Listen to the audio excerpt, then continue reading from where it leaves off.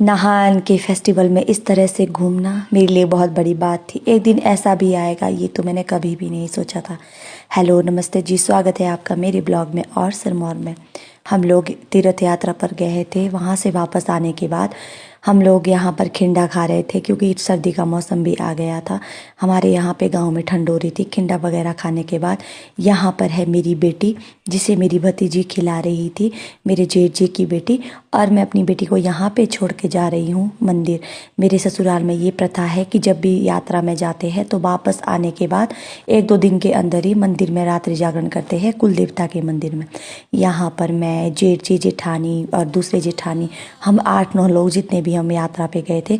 यहाँ पर हमने रात को कीर्तन किया और उसके बाद ये हमारे गुरुजी है, हमारे साथ थे, ये भी हमारे गांव के।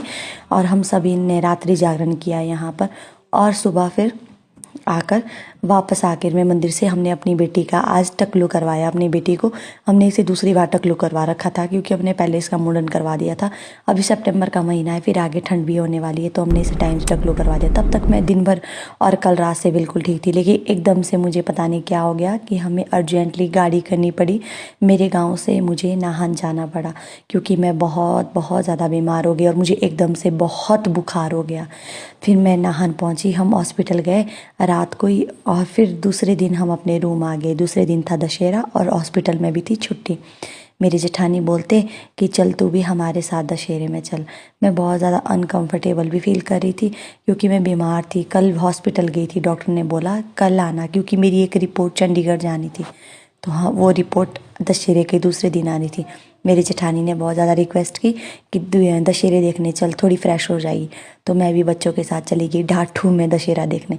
वहाँ पर ना मेरे आसपास मेरे फॉलोवर भी थे, फिर मेरे को देख रहे थे, फिर सोच रहे थे कि इसने क्यों लगाया है ढाठू। लेकिन जैसे मुझे बुखार हो गया था, अभी हम लोग बुखार ही मान के चल रहे थे कि मुझे बुखार हो गया है और उसकी रिपोर्ट दशहरे के दूसरे दिन आनी है चंडीगढ़ से। रिपोर्ट आई, एकदम से मुझे एडमिट कर दिया गया और बोला कि आपका माइनर ऑपरेशन होना है जो दूरबीन द्वारा होता है। यहाँ पर देख सकते हो आप, एडमिट हो गई हूँ मैं। मेरे बेड में एक दूसरे भी थे, ये देखो मेरे साथ ना दूसरे मरीज़ भी थे बेड पे। नाहन में ना बहुत ज़्यादा भीड़ थी और हॉस्पिटल में तो एक बेड पे 2-2 मरीज़ थे। ये थे मेरे जेठानी, जिन्हें मैं भाभी बोलती हूँ। और थोड़ी ही देर में मेरे जेठ जी भी आने वाले थे ड्यूटी से। वो भी डायरेक्ट ड्यूटी से हॉस्पिटल ही आ गए। यहाँ पे लग गया था मुझे कैनेला, जिससे कि मुझे बहुत ज़्यादा नफरत है क्योंकि इसको लगाने में बहुत ज़्यादा दर्द होती है यार, क्या ही कर सकते हैं फिर। और ऊपर से वो नर्सें वगैरह फिर इतने सारे ब्लड सैंपल ले जाते हैं। ये है मेरे जेठ जी जो ड्यूटी से आकर डायरेक्ट यहीं आ गए थे। फिर इसके बाद ना मेरे हस्बैंड भी आ गए थे क्योंकि मेरी मतलब जब दशहरे से पहले दिन मेरा सैंपल हुआ था, फिर